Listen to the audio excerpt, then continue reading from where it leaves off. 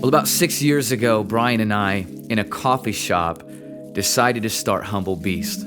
We had this vision of creating music that put the glory of God and the gospel on display. And our goal, in a sense, was to create these records or this resource and be generous and promote this model of generosity in the same way that Jesus models generosity.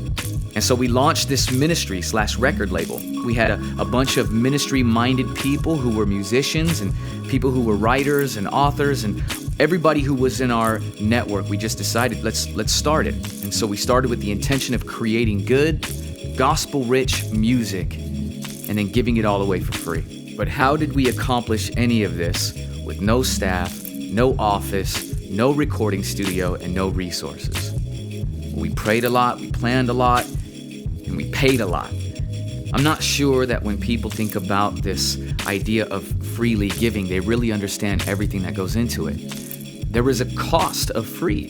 There's a financial cost. It actually costs us a lot of money to make professional records. Yet we entered into this knowing that would be the case. Neither Thomas or I have pulled a salary for the last 5 years.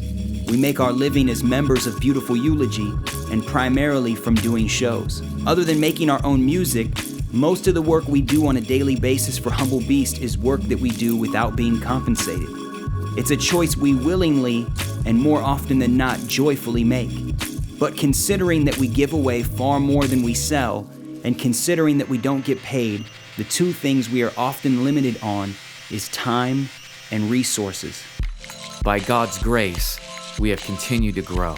We went from meeting in coffee shops to then moving to a home office, then moved into a shared studio space, grew out of that, moved into another studio space, and now finally, we are moving into a bigger studio space that's more specific to our needs. God has just shown himself faithful every time he's grown us. We understand our ministry to be a stewardship given to us by God.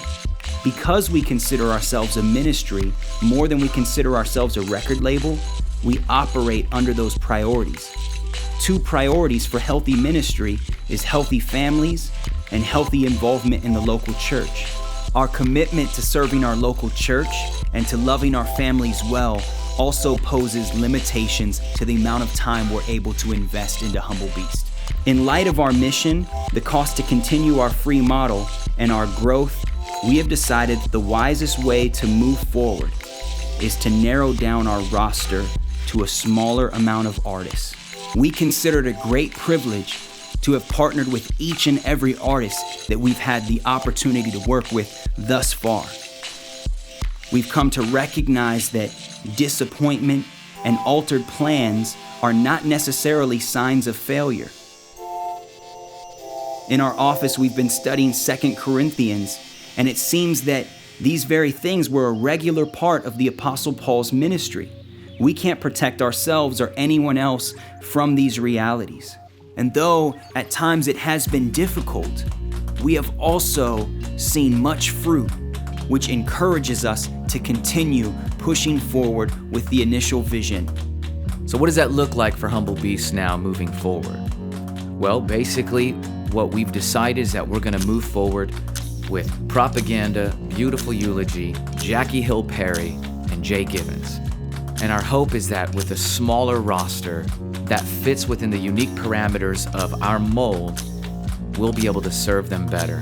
But our hope is that you would still continue to support the artists that we've worked with since the beginning. We love these folks. We want to champion their ministry. And by us reducing the size of our roster actually is an extension of our love for the other folks on the label to free them up to do what God has called them to do. We hope that you would continue to support Humble Beast as we venture into this new area with a smaller, more focused roster, all for the greater aim of continuing to be radically generous with the resources and gifts that God has given us. We thank you again for all of your support. We recognize that God has used you in many ways to support our efforts to influence the culture with the gospel of Jesus Christ, our Lord.